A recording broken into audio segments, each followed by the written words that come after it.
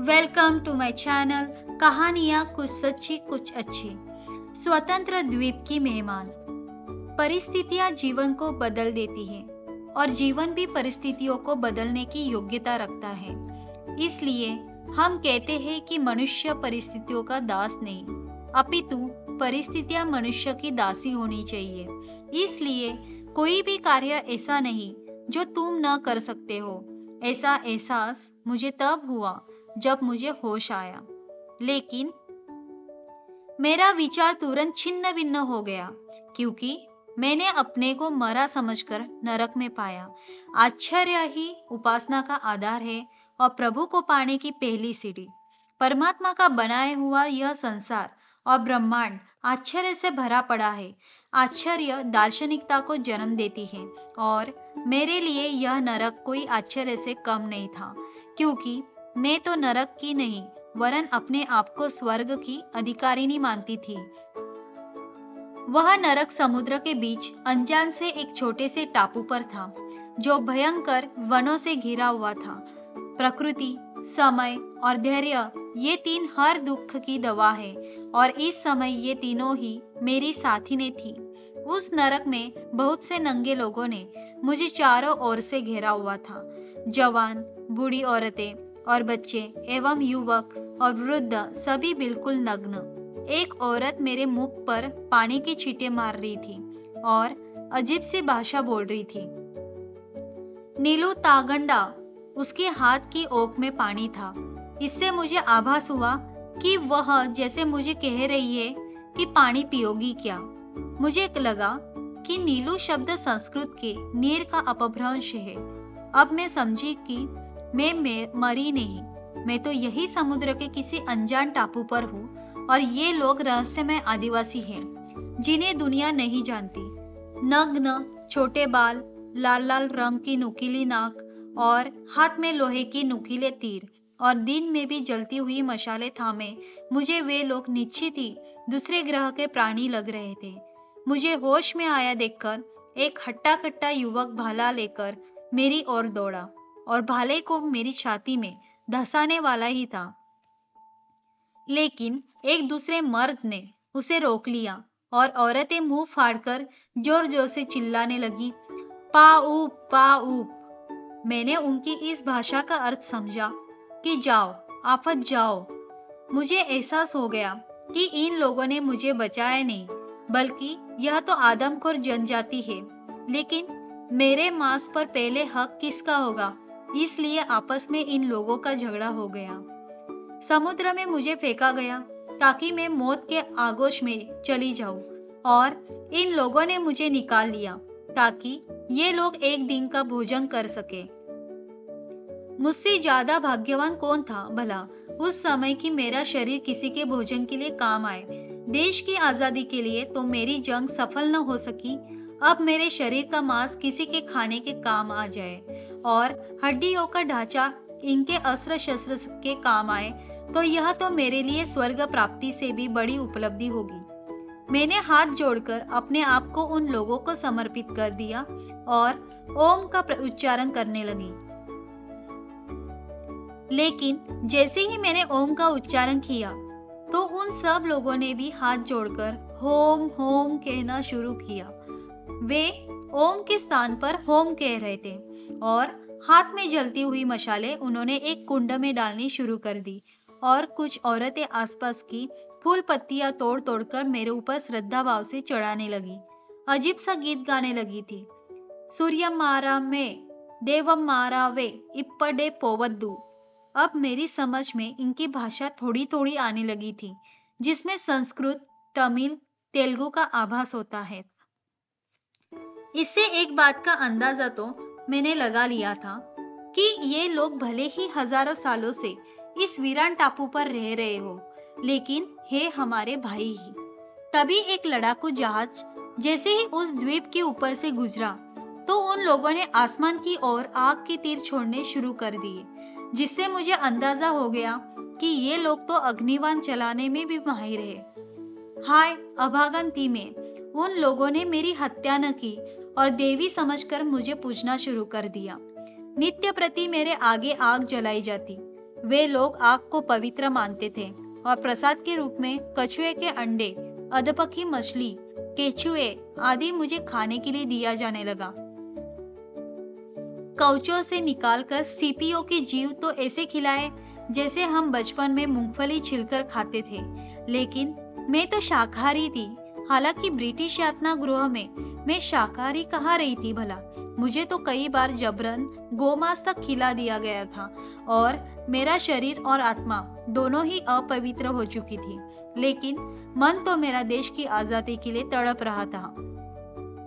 इसलिए मेरी आत्मा ने अंदर से कहा, ये जो भी खाने को देते हैं स्वीकार कर लो। उस व्यक्ति को क्या लाभ जो संपूर्ण विश्व को प्राप्त कर ले किंतु स्वयं अपनी आत्मा को न पहचानता हो।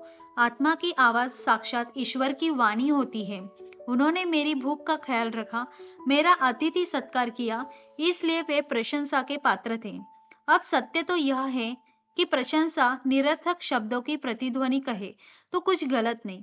वे लोग अब मेरी प्रशंसा कर रहे थे कि मैंने दुष्ट अंग्रेजों से दूरी बना ली, या मैं उनकी मुख प्रशंसा कर रही थी ये लोग दुष्ट दुनिया से दूर स्वतंत्र हैं। मैं इस विषय में कुछ नहीं कर सकती, लेकिन मैं प्रसन्न थी। अब मैं उन अपने लोगों के बीच थी, अपने देश के आदिवासियों के बीच, जिन्हें मेरी तरह ही अंग्रेजों से घृणा थी, और अब वे मेरे मित्र थे। दुख के दिनों में ही मित्रता की पहचान की जाती है। अच्छे दिनों में तो सभी मित्र होने का दावा करते हैं, लेकिन बुरे दिनों में तो अपनी परछाई भी मित्र नहीं रहती। परंतु यहाँ के आदिवासी तो बुरे दिनों में ही मेरे मित्र बने थे, इसलिए तो उनकी छत्र छाया में मैं अब आजाद थी और मुझे सारे देश को स्वतंत्रता की राह पर ले जाना था। इसलिए मैंने यह समझौता कर लिया और आदिवासियों का खाना स्वीकार कर लिया, यह समझकर कि जब देश स्वतंत्र हो जाएगा तब अपना शुद्धि संस्कार करवा लूंगी, क्योंकि ऐसा क्या है जो शुद्ध नहीं हो जाता। आपातकाल में हम अशुद्ध हुए तो क्या हुआ, जब स्वतंत्र होंगे तो पुनः शुद्ध होकर धर्म आचरण करने लगेंगे। ऐश्वर्य एक महान शिक्षक है, जबकि आपत्ति या लक्ष्य पाने के लिए संघर्ष की प्रेरणा देती है। लेकिन यहाँ आदिवासियों के बीच उनकी मान्यताओं पर आपत्तियां होते हुए भी मैं उन सबको अपना ही समझ बैठी थी। आवश्यकता किसी नियम का पालन नहीं करती, वह हर नियम तुरंत तोड़ देती है। ऐसा ही कुछ मेरे साथ हुआ। मुझे आज उन लोगों की आवश्यकता थी, इसलिए मैंने कई नियम अपने खान पान और वस्त्रों को लेकर तोड़ दिए थे। जिस स्थल को मैं पहले नरक समझ बैठी थी, अब वहां कुछ दिन व्यतीत करने के बाद एहसास हुआ कि यह तो किसी स्वर्ग से कम नहीं है। नारियल के पेड़ जिनका पानी अक्सर पीते थे वे लोग, और मैं भी सुपारी, ताड़, काजू, लौंग, शहतूत और न जाने कितने प्रकार के पेड़ पौधे, कुछ तो ऐसे कि मैंने जीवन में पहली बार देखे थे। सुबह, दोपहर और शाम को कोयल की कुहू कुहू, बैया के मधुर सामूहिक गीतों से भरा कलरव, कछुओं का धीरे धीरे चलना, मगरमच्छ, बटेर, लोमड़ी, अजगर, हिरन, जंगली बकरी, मोर, तोते, कबूतर देखकर नहीं लगता था कि मैं किसी निर्जन द्वीप पर हूँ। इतना सुंदर प्राकृतिक द्वीप कि स्वर्ग के देवता भी वहां आ जाए तो वास्तव में लजा जाए। यही तो विशेषता है अपने भारत की कि यहाँ वह क्षेत्र भी है जहाँ भूखे और नंगे लोग रहते थे, पर किसी स्वर्ग से कम नहीं था वह स्थल। मैं तो कहूंगी कि स्वर्ग से भी सुंदर। अब मेरी समझ में आया कि देवता भी क्यों यहाँ जन्म लेने के लिए तरसते हैं मेरे भारत देश में। मैं कई महीने वहां रही और उन लोगों ने कुछ जड़ी बूटियों से मेरा उपचार भी किया, जिसके कारण मेरा शरीर पहले जैसा बलिष्ठ और कांतिमय हो गया। इस दौरान मैं उनकी भाषा थोड़ी बहुत समझने लगी थी, तो मैंने उनकी भाषा में उन्हें समझाया कि हम सब भारतीय हैं और हमें अंग्रेजों ने गुलाम बनाया हुआ है। हमें उन्हें अपने देश से भगाना है, इसलिए मुझे यहाँ से चलना होगा। मेरी बात सुनकर इस छोटे से द्वीप के लोग बहुत उदास हो गए। उनकी आंखों में आंसू आ गए और जब मैंने उनकी भाषा में कहा, क्या तुम नहीं चाहते कि हमारा भारतवर्ष स्वतंत्र हो जाए? मुझे नहीं जाना चाहिए? तो उन्होंने एक स्वर में कहा, हाँ, देश की स्वतंत्रता के लिए तुम्हें जाना होगा। हमारी आंखों में तो आंसू खुशी के कारण आ रहे हैं कि अब हमारा देश स्वतंत्र होगा। हम भी यहाँ हजारों सालों से इस द्वीप पर पराधीन हैं। हम अपनी जड़ों से जुड़ जाएंगे और सतयुग आएगा, राम राज्य आएगा। हमारे बड़े बूढ़े कहते हैं कि कभी हमारे पूर्वजों ने लंका सेतु के लिए योगदान दिया था, अब फिर से राम राज्य आएगा। मेरे आश्चर्य का ठिकाना न रहा कि उन आदिवासियों के दिल में अभी तक राम बसे हुए हैं। खैर, उन लोगों ने मेरे लिए एक लकड़ी की बड़ी सी नाव तैयार की और उसमें मेरे खाने के लिए बहुत से फल, जलचरों के अधपके अंडे, केचुए, सिपिया आदि भर दिए। वे लोग खेती बाड़ी से आज तक अनभिज्ञ थे, इसलिए कोई अन्न मुझे देने के लिए उनके पास नहीं था। सबसे बड़ी बात, उन्होंने मुझे बहुत से समुद्री मोती दिए, जिनकी कीमत लाखों रुपए थी, जो बेशकीमती थे।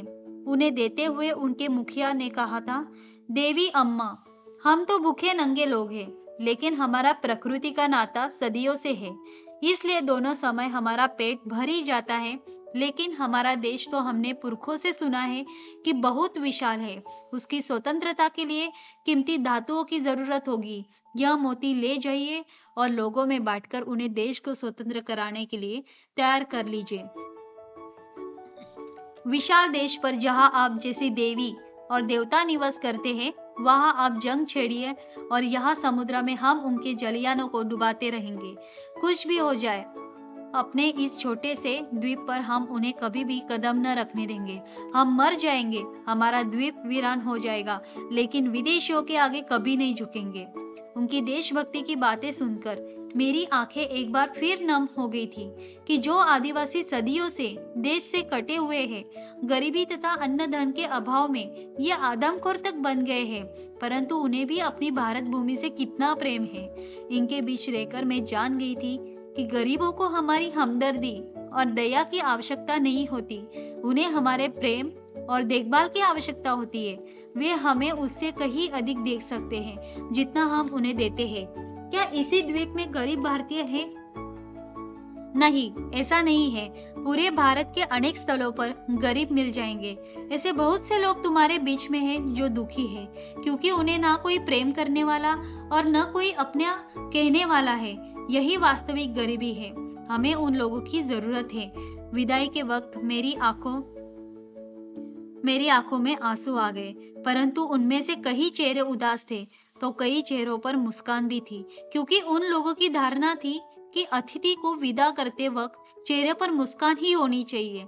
मुस्कान थके हुए के लिए विश्राम है, उदास के लिए दिन का प्रकाश है तथा कष्ट के लिए प्रकृति का सर्वोत्तम उपहार है। यह मैंने उन लोगों से ही जाना था। मैं एक मौन और शांतिप्रिय द्वीप से विदा ले रही थी। हमें ईश्वर की तलाश है और ईश्वर को शोर, जोर, बेचैनी से कभी नहीं पा सकते। ईश्वर मौन का चित्र है। देखो कैसे प्रकृति के पेड़ और फूल और घास कैसे चुपचाप बढ़ते हैं। सितारों को देखो, चांद, सूरज कैसे चुपचाप चलते हैं। हम मौन प्रार्थना से अधिक प्राप्त करते हैं और अपने सक्रिय जीवन में अधिक दे सकते हैं। वे लोग जो हजारों लाखों साल पुरानी सभ्यता में जी रहे थे, जिनके पास अभी तक वस्त्र नहीं थे, जिन्हें अभी तक खेती का ज्ञान नहीं था, वे भी कितने शांतिदायक वातावरण में हम जैसे लोगों से हजारों गुना सुखी थे।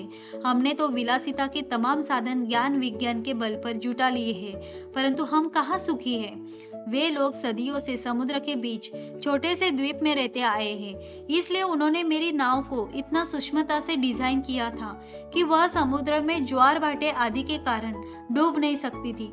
ऐसा उन्होंने खुद ही दावा करते हुए मुझे साहस बंधाया था और एक पारंपरिक दिशा सूचक और नक्शा भी बनाकर दिया। कुछ जड़ी बूटी मेरी नाव में ऐसी रखी जिनकी सुगंध से भयंकर समुद्री जीव दूर भागते थे, और 2 कुशल केवट भी सहायत्री और रक्षक के रूप में मुझे दिए। यानी उन्होंने मेरी सुरक्षा का पूरा ध्यान रखा और इस तरह निर्देश कर दिया कि मुझे किस और कैसे जाना है। कई दिन रात की समुद्री यात्रा के बाद मेरी छोटी सी नाव जिस देश के किनारे लगी थी, वह भारत नहीं था, वह था इंडोनेशिया। दोनों आदिवासी मुझे तट पर उतारकर वापस जाते हुए समुद्र में विलीन से हो गए थे।